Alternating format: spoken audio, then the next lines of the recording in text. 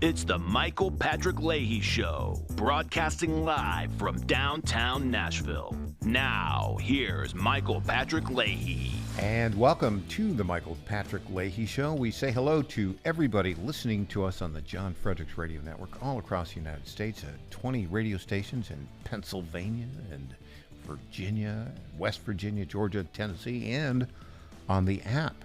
And you can also watch us on YouTube, and you can contact me on X, formerly Twitter, Michael P. Leahy, Michael P. Leahy. Well, it is Wednesday, December 4th, 2024. It's time for the Morning Rundown, which is brought to you every day at this time by our friends at the Glock Store, glockstore.com.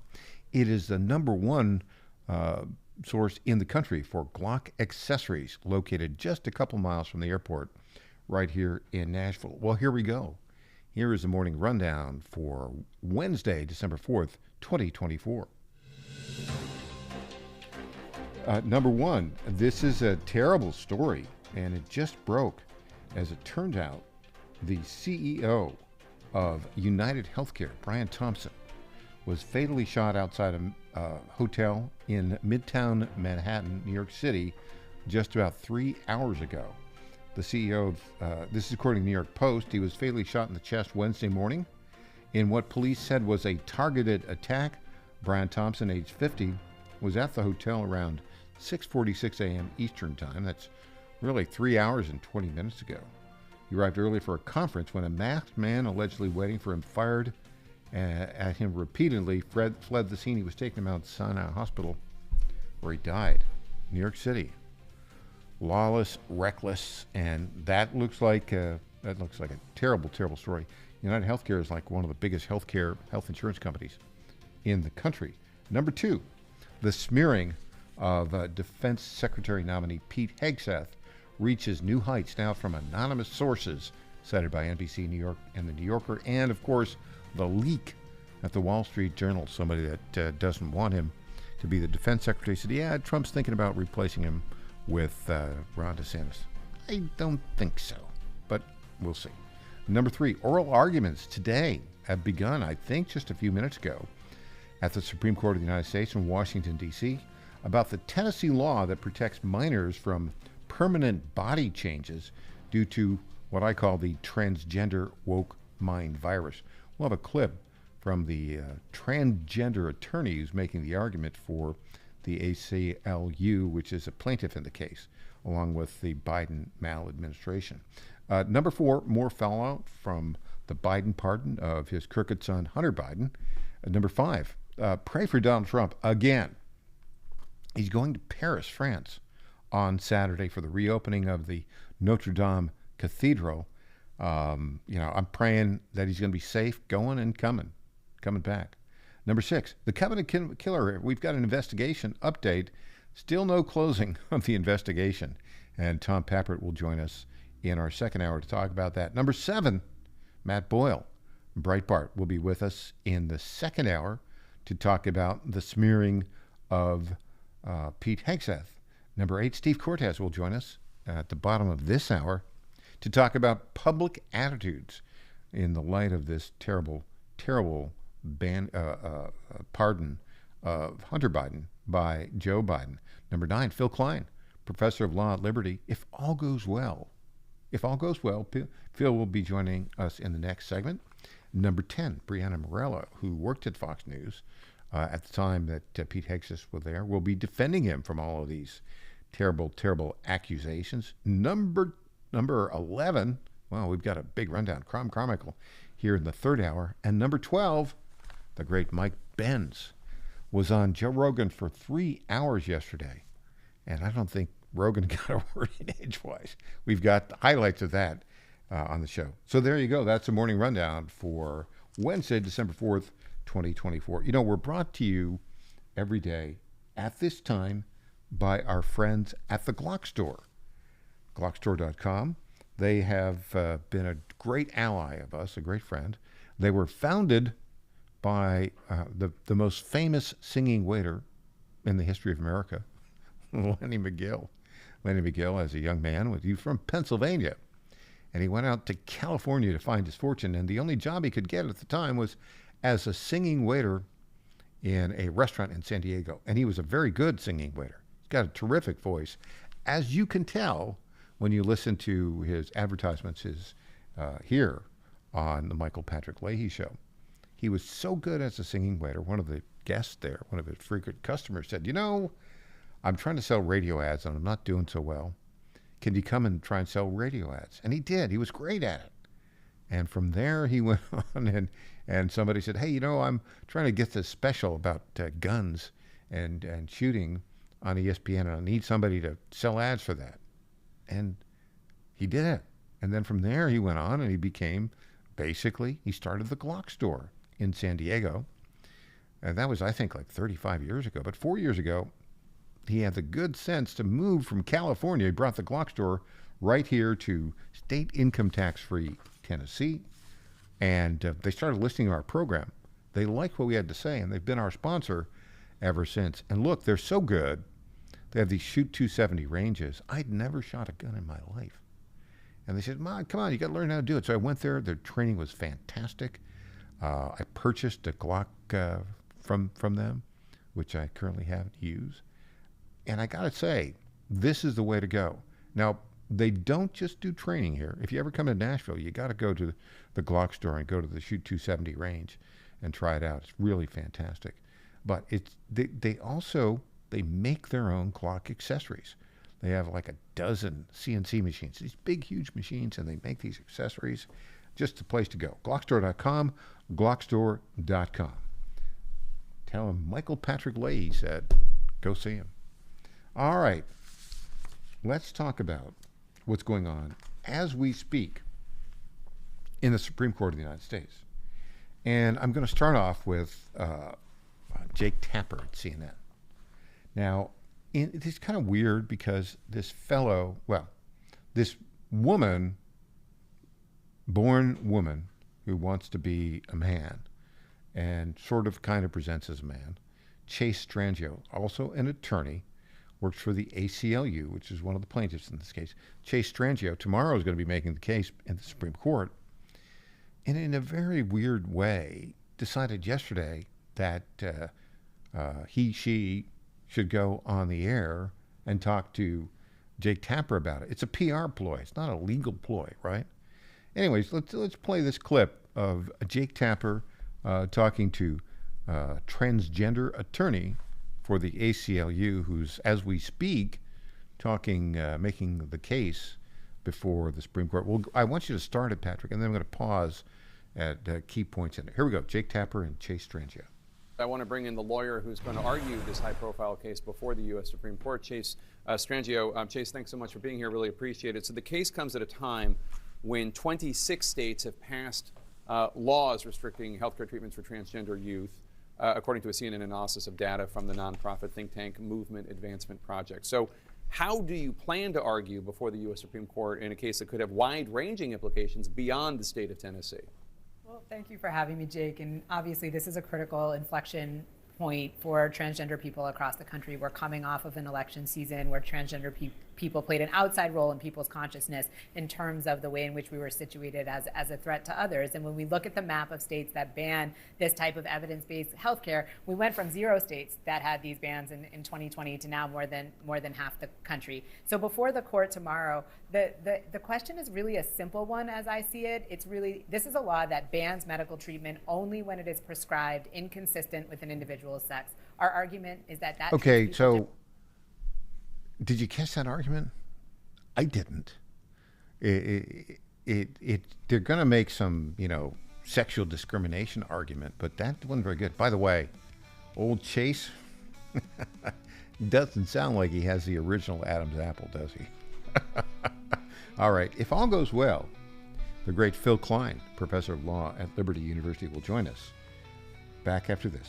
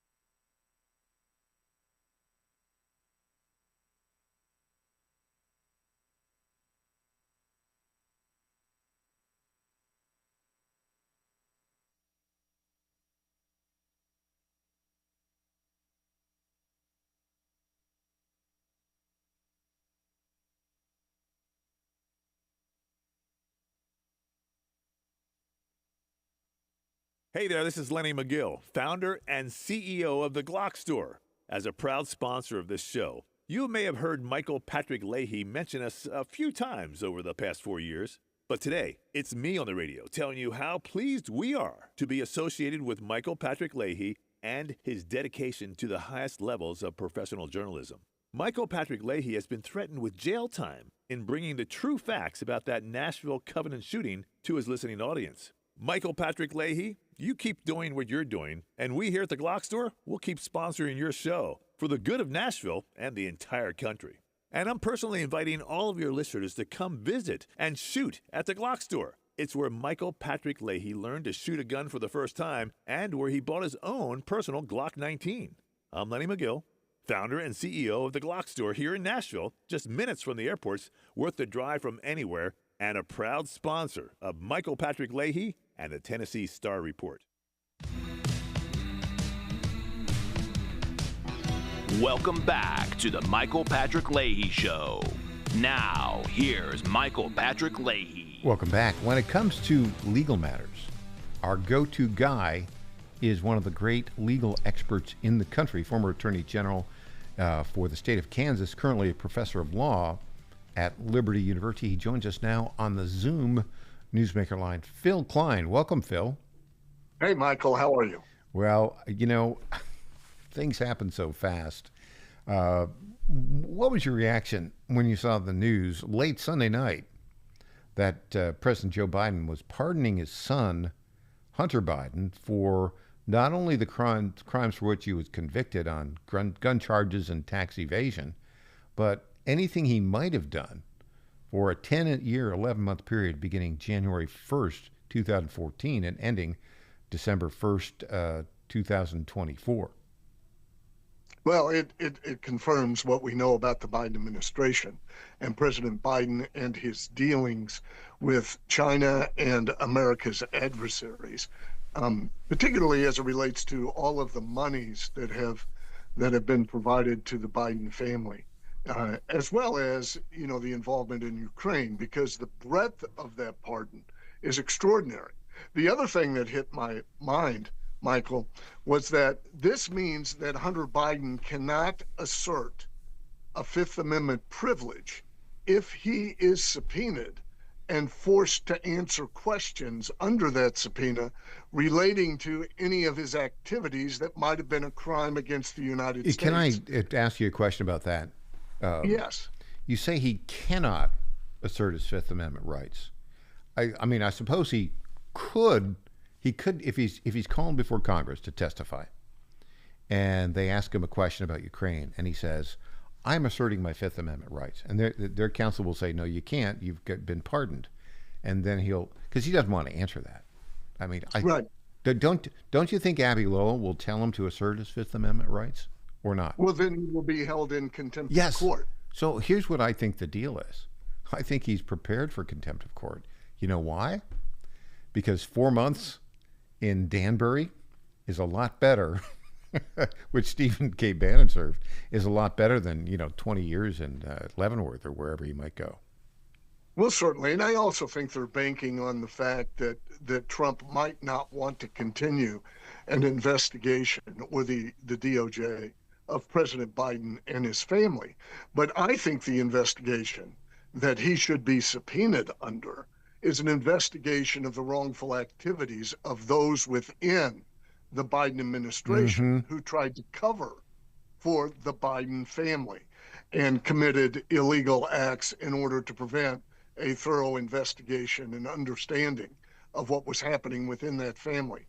That investigation of current and former FBI officials and others who may be tied to crimes in covering up and concealing, or maybe even involved in a conspiracy as it relates to the potential criminal activity for which Hunter Biden has received a pardon. That investigation, I believe, needs to take place. I could understand if President Trump says, look, Joe Biden is, but we can't allow, Michael, history to stand where it is, where this type of corruption was not understood.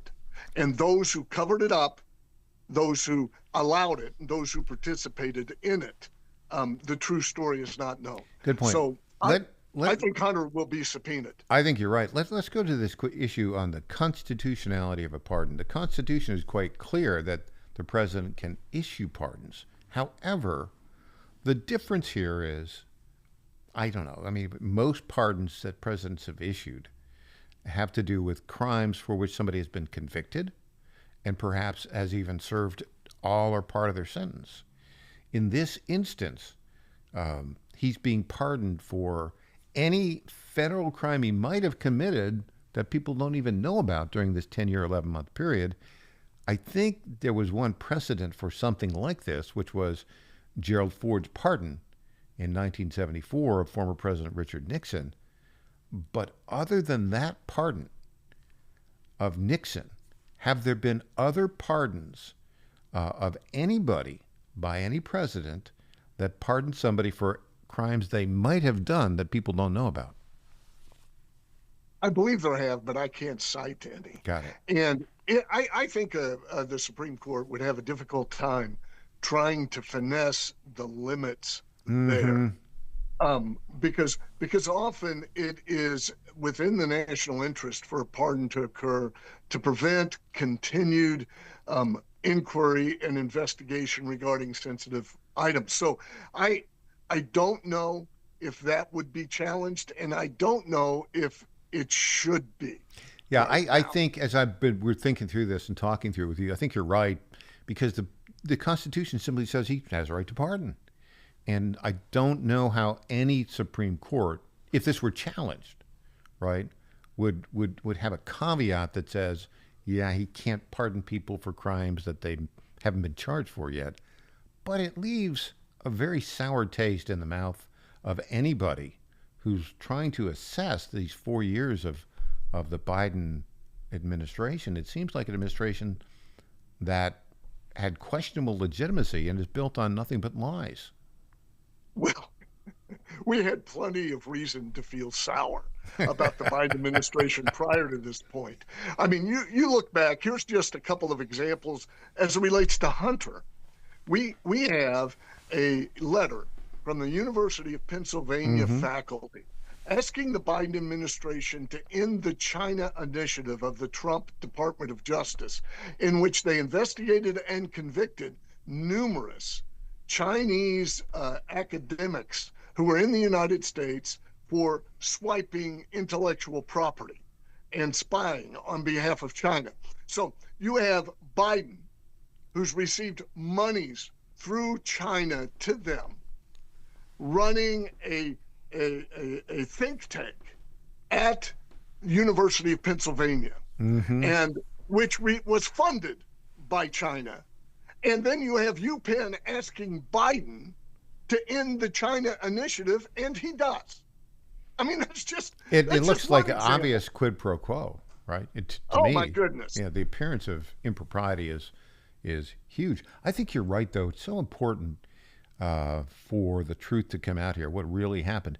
In part, and as we're looking at this, the Biden administration, these 4 years, if you look back historically, if we go forward like half a century and look back, I think this would be uniquely corrupt in American history. Your thoughts, Phil Klein, on that? Absolutely, absolutely. And that's why there needs to be an investigation to get the historical record correct, because the media is not doing its job. It's also part of the cover for the Biden administration. And we have to get these facts right so we prevent it from happening again. The regime media isn't doing its job, but alternative media, we're doing it. The small independent operations like Star News Network and the Tennessee Star, podcasts are doing it. Yes. And increasingly, and there's so many, Steve Bannon's War Room, so many alternatives out there. I think we've reached a tipping point where the majority of American people no longer think the regime media, ABC, CBS, NBC, is credible, and they say they understand that it's been covering up for the corrupt Biden administration for all these years. Your thoughts on that? Well, I think you're accurate, and we saw that in the last election results because um, I, did you use the term legacy media, Mike? What term were you I using? use the term regime media, but other people Regime use media. legacy Okay. media. Yeah.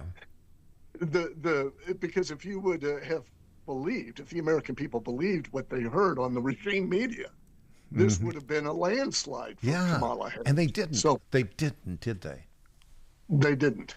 And and I still believe that there's a built-in advantage in elections, particularly, I'm sorry, I didn't block my calls there, that there's a built-in advantage to the left in some of the urban core in the management of our elections because of what they've done with this nonprofit use of resources Oh, in yeah. election offices.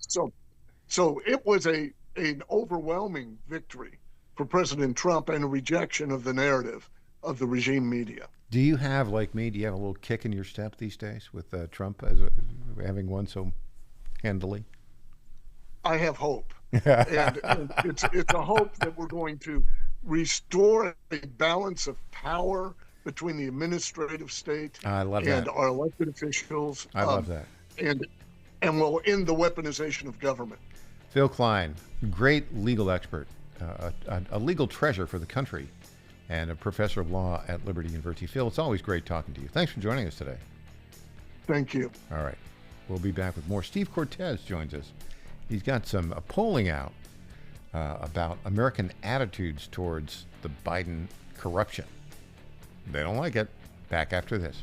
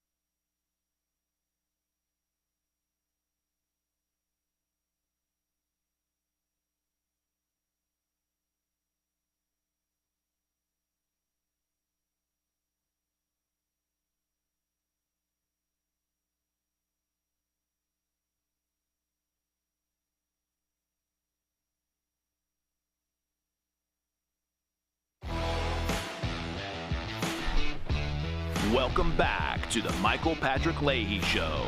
Now, here's Michael Patrick Leahy. And welcome back. We welcome to our newsmaker line right now, our very good friend for many years, Steve Cortez, the head of the League of American Workers. Welcome, Steve.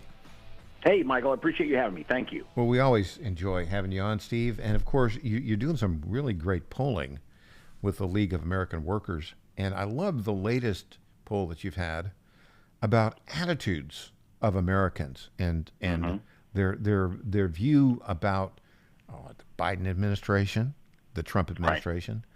Right. And I think let me put it back this way. I think you can describe America this way. We're back. Yeah.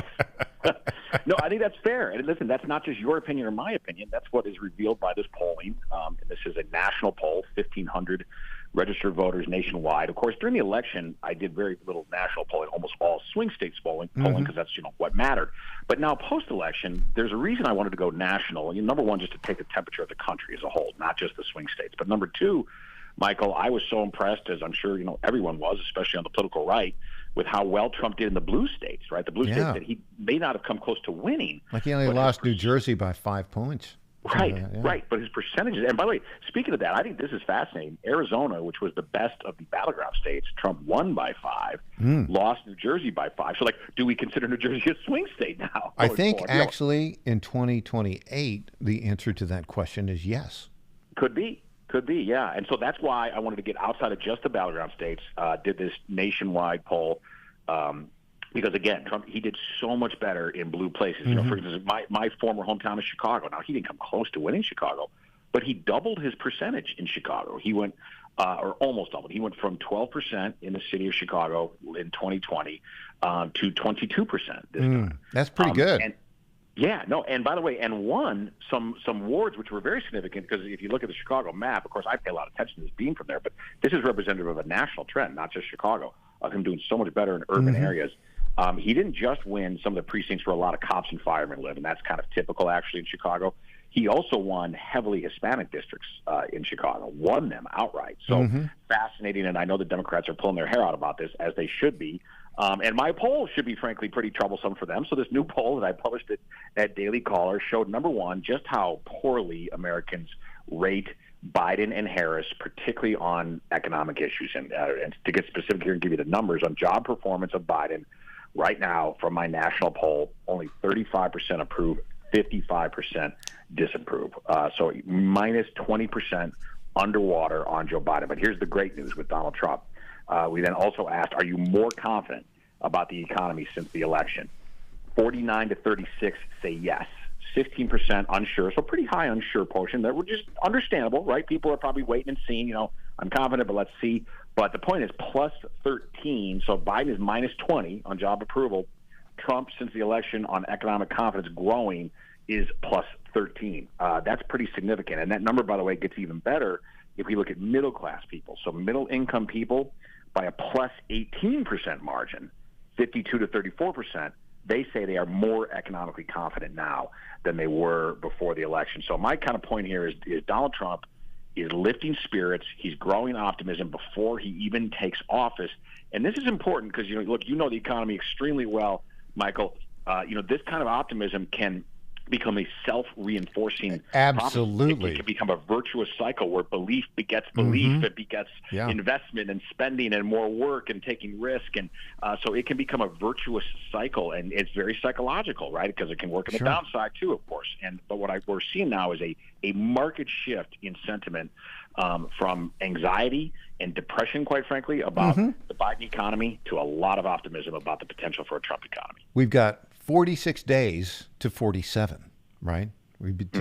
To when Trump becomes the 47th president. And I think it's a weird interregnum, isn't it? Because there is Joe Biden bumbling, stumbling, mumbling, doing stupid things, hurtling us possibly towards World War III. But every day I see this, Trump is taking more action on the world stage, and he's getting a response. Did you see? You see when Justin Trudeau flew down to Mar-a-Lago to kiss the ring? Yep. And Macron invited him over to Notre Dame, right? I mean, and these are guys who are not exactly his ideological allies, right? Not generally, anyway. But they do want to make sure that they have good relationships with the United States and with the incoming Trump administration. So, no, you're exactly right. And listen, what we're going to restore, not just on the economic side, that's so important, of course. And by the way, my polling shows far and away the number one issue. Okay, the number two, which is significant, is immigration. But even that paled in comparison to the economy. So, far and away the number one issue. But also, to the point you're talking about here about being respected and or feared overseas, we need to be respected by our allies again, and we need to be feared by our adversaries. We've had neither, unfortunately, under the feckless mismanagement of Joe Biden. And that's just the harsh reality. And you're exactly right. I'm just literally praying, can we get through this and get to Donald Trump without a nuclear conflagration? And that's not an absurd exaggeration, by the way, to worry about that. I mean, that's how high the stakes are with what Biden is doing right now and the kind of fire he's playing with regarding Ukraine and Russia. But I hope and believe and pray that we are going to get there and that, help is on the way on the economy, on the international scene. And people really need it. By the way, I also asked in this poll which party represents workers best. And this was fascinating and I think very, again, reinforcing of this vision of the America First movement transforming the Republican Party. Again, national poll, California, Illinois, New York, right, all the liberal places too. Which one is the Workers' Party by a +4 margin, 45 to 41. Republicans are the Workers' Party, according to Americans. And this was particularly fascinating to me. If you drill down in the crosstab there, I mentioned Hispanics before and how well we did among Hispanics and how much they're coming over to the movement. That number among Hispanics, which represents the Workers' Party, it's +10 for the GOP among Hispanics. So this is a tectonic shift. I mean, this isn't, sort of a near-term phenomenon. This is a structural, secular, systemic move to the GOP being transformed from what may have formerly been a party that represented corporate interests and country clubs to now a party that represents workers with the leadership of Donald Trump and his whole economic team, by the way. Of course, not just him, but people like Scott Bessent, who I think is going to be an incredible Treasury Secretary, Russ Vought at OMB, who I think is ready to finally get control of spending, which is something we have to do if we want to get interest rates back down in this country. And it's Trump plus, a team of really significant experts who I think, recognize the problems and know that it's an uphill battle because of what Biden and Harris have wrought in this country, but it's a winnable battle too, and I think that the people are believing that. Do you have the same feeling that I do, that when historians look back at the 2024 election, not the 2016 election, that it will be a turning point, introducing us into a new era of American history? I call it the golden age of America, which is about to begin. As significant as the 1932 election of Franklin Delano Roosevelt. Is it that important, do you think, or am I overreading it? No, I don't think you're overreading. I think it absolutely could be. Because, you're right. In 2016, let's remember, this movement of patriotic populism was still so very young. And, while we did pull off an incredible upset, right, in beating Hillary Clinton and thankfully really smashing the entire Clinton political dynasty, which was a great fit. That in and of itself was a great victory for America, of course.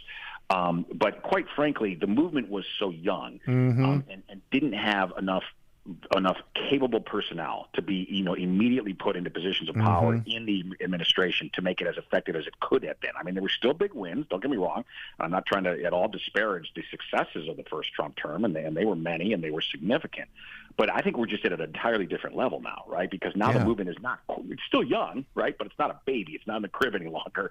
And with that maturity comes a lot more acumen, a lot more skill about, okay, how do we approach government? How are we going to do it this time? But also, and this is perhaps even more important, just a lot more really capable people who completely buy into the agenda, who understand Washington, understand the movement, and are ready to take on these, incredibly significant roles in the administration. So I agree with you. I think that in time we will look back on 2016 was important, and it was sort of the warning shot, but it was really 2024 that transformed the country. And the irony. And we can still have the roaring 20s, by the way. I like it. To start talking about that.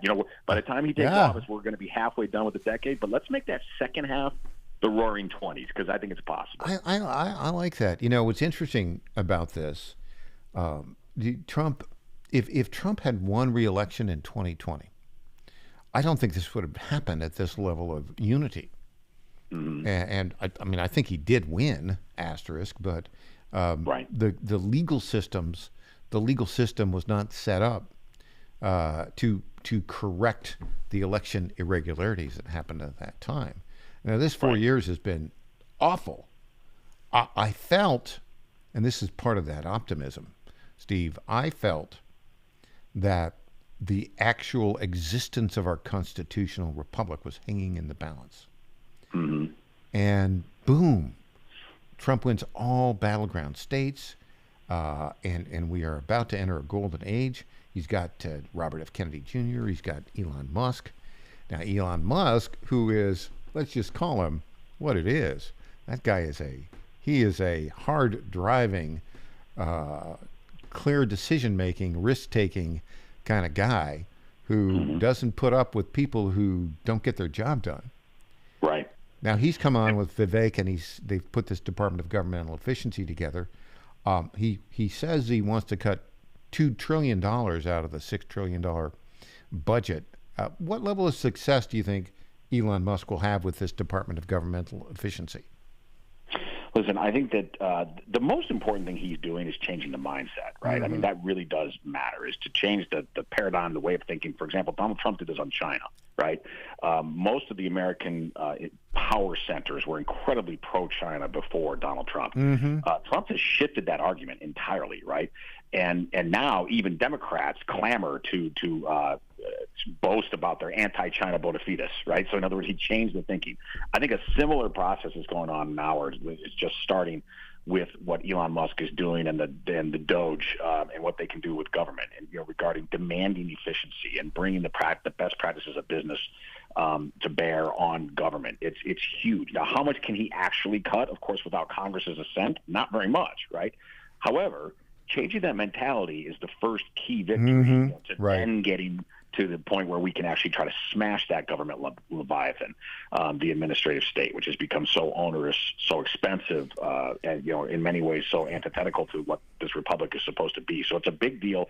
I think Musk is just a transformational, generational kind of genius, and the fact that he has aligned himself this closely with Donald Trump is just fantastic news for our country. I would also state this: I'm not sure that we could have pulled off this kind of election victory if we didn't have X, Twitter, as a free speech platform. You're 1,000% correct. You're 1,000% correct. Last question for you, Steve Cortez. Our buddy Mike Benz was on Joe Rogan's podcast yesterday, 3 hours. When are you going to be on Joe Rogan? I'd love to go on, and boy, is he doing fantastic interviews. And listen, I don't always agree with him, of course. He's pretty socially liberal for my taste, but he's a thinker. He's a curious guy. He's one of the few real journalists and interviewers out there. And again, that was also crucial. And being able to show it, right, without any censorship on X, that was crucial to, and both Trump and Vance did a magnificent job. When you go down there, when you're on Joe Rogan's show, just put a plug in for yours truly, right? I'd love to spend 3 hours with him. Yeah. Apparently, he's got to call you. So, Joe, call Steve Cortez and then call me. Steve, thanks for joining us. We're both ready. Thanks for joining us, Steve. Thanks, Michael. All right. Up next, Brianna Morello about the smearing of Pete Hegseth. Back after this.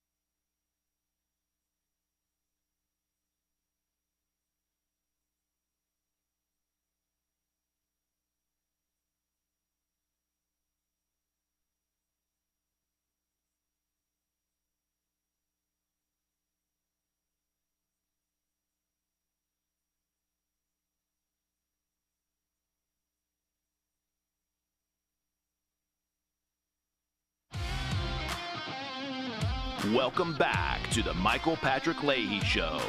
Now, here's Michael Patrick Leahy. We welcome to our Newsmaker line right now our very good friend, Brianna Morello, who has her own program. We've been on it many times.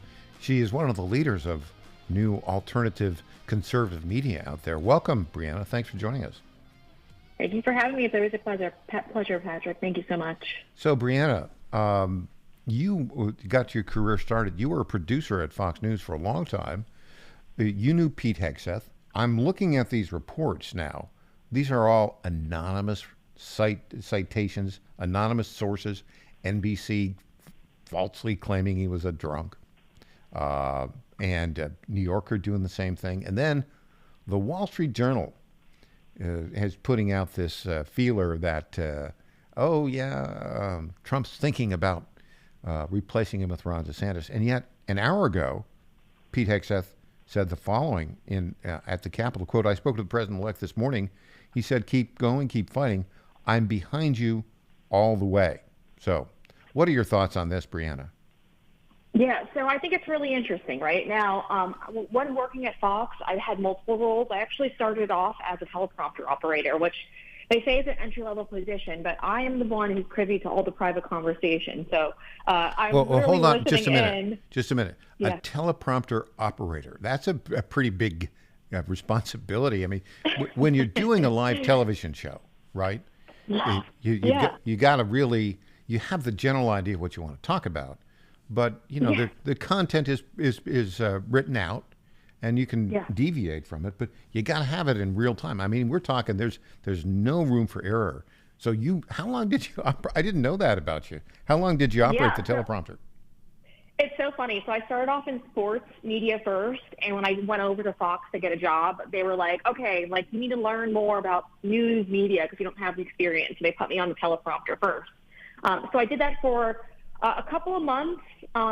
They started training me on other things after about 4 months of being there. I was actually consistently on Lou Dobbs' show running his teleprompter for about a year. I was the only teleprompter operator that Lou Dobbs really liked. So, Lou Dobbs, the great Lou Dobbs, I was on his program in the Fox News studios back in 2012. He was fantastic.